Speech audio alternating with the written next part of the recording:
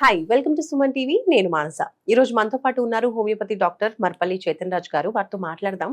చాలా మందిలో vitamin D డెఫిషియన్సీతో పాటు మోకాళ్ళ నొప్పులు ఎక్కువగా వినిపిస్తున్న మాట ఇది. సో దీనికి రీజన్ ఏంటి, సొల్యూషన్ ఏంటి తెలుసుకుందాం. చేతన్ రాజ్ గారు నమస్తే అండి. నమస్తే మేడం. చాలా మందిలో ఏజ్ తో సంబంధం లేకుండా మోకాళ్ళ నొప్పులు 25+ నుంచే చూస్తూ ఉన్నాం. అసలు రీజన్ ఏంటంటారు? మోకాళ్ళ నొప్పులకి యంగ్ జనాల్లో రీజన్ ఏంది అంటే విటమిన్ డి డెఫిషియన్సీ చాలా వస్తుంది. 25 ఏజ్ 30 ఏజ్ ఉన్న వాళ్ళకి. ఓకే, ఇది మీరు ఇంకోటి చూడండి, కొన్ని రోజుల బ్యాక్ ఒకటి రిపోర్ట్ వచ్చింది. ఏమనేసి వచ్చింది, న్యూస్ పేపర్లో పెద్ద ఆర్టికల్ వచ్చింది. ఏమనేసి 90% జనాలకు విటమిన్ డి డెఫిషియన్సీ ఉందంట ఇండియాలో. 90%. అంటే విటమిన్ డి ఎప్పుడు ప్రొడ్యూస్ అవుతుంది, ఎండకి ఎక్స్పోజ్ అయితే ప్రొడ్యూస్ అవుతుంది. కానీ ఇప్పుడు ఎండ మన కాడ ఎక్కువ ఉంటుంది, అయినా విటమిన్ డి తక్కువ ఉంది. సరే యూకేలో ఉంది లేదంటే కెనడాలో ఉంది అంటే సరే అర్థమవుతుంది. మన దగ్గర ఎందుకు అవుతుంది? దానికి మల్టిపుల్ ఫ్యాక్టర్స్ ఉన్నాయి. యంగ్ ఉన్నోళ్ళలో ఓకే, ముసలోళ్ళలో ఇంకా తక్కువ ఉంటుంది. ముసలోళ్ళలో ఇంకా తక్కువ ఉంటుంది. మళ్ళీ మీకు చెప్తే ఆశ్చర్యం అవుతుండొచ్చు.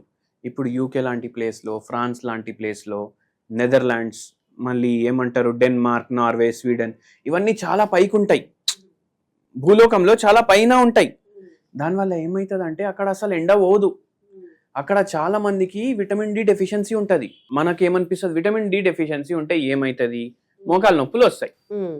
అక్కడ యాంగ్జైటీ, డిప్రెషన్, మోకాళ్ళ నొప్పులు, బాడీ పెయిన్స్, నిద్రలేని సమస్య, ఇవన్నీ కూడా చాలా ఎక్కువ అయిపోతున్నాయి.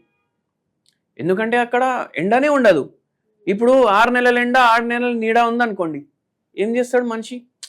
అవునా కదా? ఆ ఎండ కూడా ఎండ లేనట్టే ఉంటుంది, ఏదో ఇట్లా జర కనిపిస్తుంది, కానీ ఇట్లా ఎండ మంచిగా పడదు.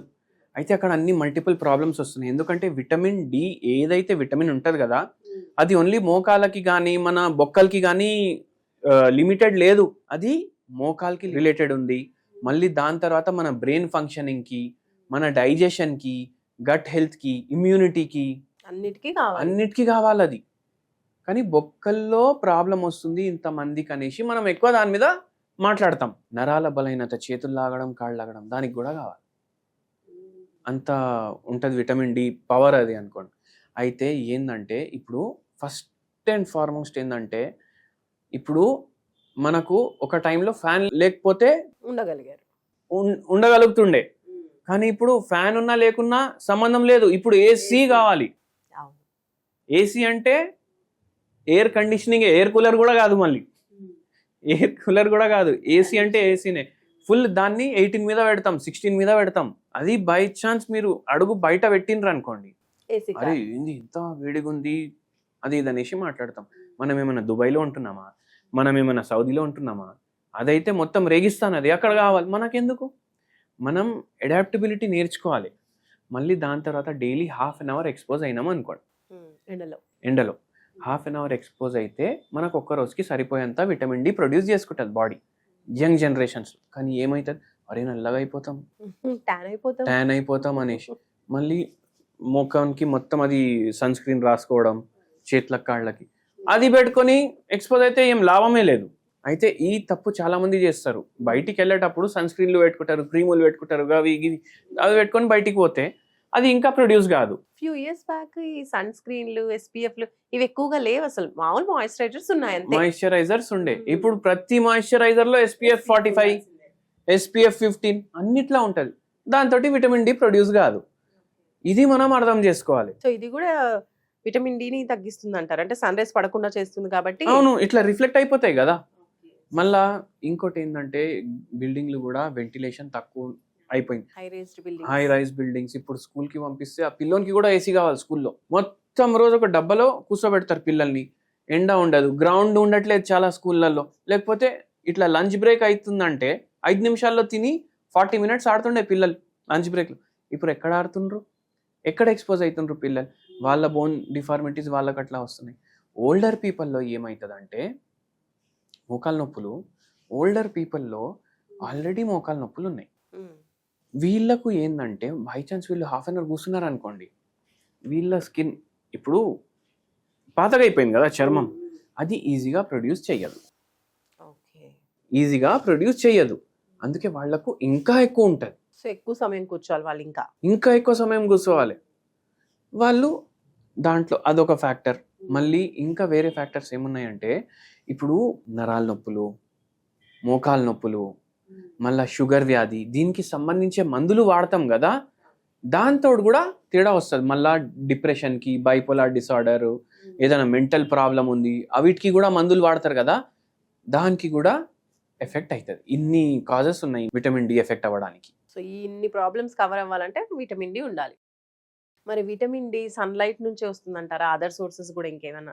సన్లైట్ నుంచి అయితే వస్తుంది, కానీ నేను ఒకటి హోమ్ రెమెడీ కూడా చెప్తాను మీకు. ఓకే. ఎట్లా అంటే, ఇప్పుడు మనం డైలీ స్నానం చేస్తాం, మన చర్మం కూడా హెల్దీ ఉండాలి. చర్మం హెల్దీ ఉండాలంటే ఏదైనా యాంటీ ఆక్సిడెంట్ రిచ్ సబ్స్టెన్స్ మన చర్మంకి పోవాలి లోపలికి, ప్లస్ తగలాలి. మీరేం చేయాలంటే, మీరు పాలు, ఆవు పాలు, దాంట్లో కొంచెం పసుపు వేసుకొని కలుపుకొని తాగాలి. దాంతో ఏమవుతుందంటే మీ బాడీలోకి వెళ్ళి టాక్సిన్స్ పోతాయి, యాంటీ ఇన్ఫ్లమేటరీ లాగా పనిచేస్తుంది. ఇప్పుడు విటమిన్ డి డెఫిషియన్సీ ఉంది అంటే బాడీ కూడా ఉబ్బుతుంది, లోపల నుంచి స్వెల్లింగ్ వస్తుంది బాడీలో, అది తగ్గించడానికి హెల్ప్ చేస్తుంది. జర మోకాల నొప్పులు తగ్గించడానికి హెల్ప్ చేస్తుంది. మళ్ళీ దాని తర్వాత ఏంటంటే టాక్సిన్స్ని బయటికి పంపించడానికి హెల్ప్ చేస్తుంది. ఇది డైలీ చేయండి. పసుపు మిల్క్ లో కలుపుకొని మార్నింగ్ తాగాలి, నైట్ తాగాలంటారా? అర్లీ మార్నింగ్ తీసుకోవాలి. మళ్ళీ దాని తర్వాత ఇంకోటి, దీన్ని గోల్డెన్ మిల్క్ అంటారు. కలర్ కూడా అలా ఉంటుంది, గోల్డెన్ కలర్ ఉంటుంది కదా, గోల్డెన్ మిల్క్ అంటారు. మీరు అందరు కావాలంటే గూగుల్ చేసి చూడండి, how to make golden milk అనేసి. ఇది ఒక డ్రింక్ లాగా తయారవుతుంది వేరే దేశాల్లో, ప్రపంచంలో. అయితే అది మీరు చేస్తారు, మళ్ళీ స్నానం చేస్తారా, అప్పుడు జర పసుపు వేసుకోండి వాటర్లో. బకెట్లో స్నానం చేస్తారు కదా, మీకు తెలుసో తెలియదు, పెద్దోళ్ళు చెప్తుండే, అరే కొంచెం పసుపు వేసుకొని స్నానం చేయి, దిష్టి తగులితే కూడా వెళ్ళిపోతుంది అనేసి. మీరు విన్నారు కదా? అంటే ప్రతి దానికి ఒక సైంటిఫిక్ రీజన్ ఉంటుంది. అట్లా పసుపు వేసుకొని స్నానం చేయడం వల్ల చర్మం కూడా క్లియర్ అవుతుంది, చర్మంది ఏదైతే హెల్త్ ఉంటుంది కదా అది ఇంప్రూవ్ అవుతుంది. హెల్త్ మంచిగా ఉంటే ఈజీగా విటమిన్ డి కూడా ప్రొడ్యూస్ చేస్తుంది. అట్లా అయితే మనం మన పాత కాలంలో మనకి ఏమేమి చెప్తుండే, దానికి ఇట్లా మూఢనమ్మకాలు అనేసి అనుకోవద్దు, ప్రతి దానికి ఒక సైంటిఫిక్ రీజన్ ఉంటుంది. అట్లా. ఓకే. సో మొత్తానికి విటమిన్ డి రావాలి అంటే మీరు చెప్పినట్టుగా పాలలో పసుపు, గోల్డెన్ మిల్క్ తాగాలి. దాంతోపాటు స్నానం చేసేప్పుడు కూడా వాటర్లో కొంచెం పసుపు వేసుకొని చేస్తే మంచిది. రైట్. థ్యాంక్ యూ డాక్టర్ గారు, చాలా మంచి హోమ్ రెమెడీస్ చెప్పారు. Thank you so much. Thank you.